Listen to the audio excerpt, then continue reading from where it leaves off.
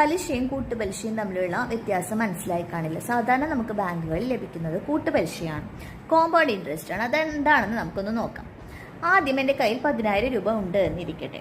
അതിന് പലിശയായി ലഭിക്കുന്നത് 10%. അതായത് എൻ്റെ നിക്ഷേപത്തിന്, എൻ്റെ ഡെപ്പോസിറ്റിന് ലഭിക്കുന്നത് 10% പലിശയാണ്. അപ്പോൾ എത്ര പലിശയാണ് എനിക്ക് ലഭിക്കുക?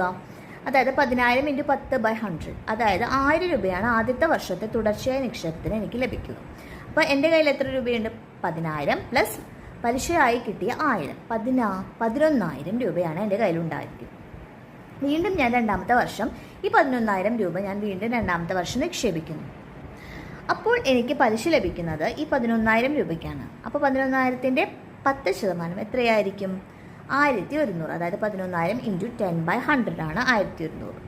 ഇനി അപ്പം ഞാൻ എത്ര രൂപ നിക്ഷേപിക്കും? എൻ്റെ കയ്യിലുണ്ടായിരുന്ന 11,000 പ്ലസ് ഇപ്പോൾ പലിശയായി കിട്ടിയ